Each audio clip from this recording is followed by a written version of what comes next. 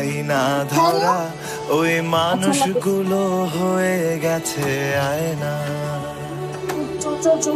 দাগ কাটা তারিখ ধুলোই পড়ে আছে, মোছা হয় না।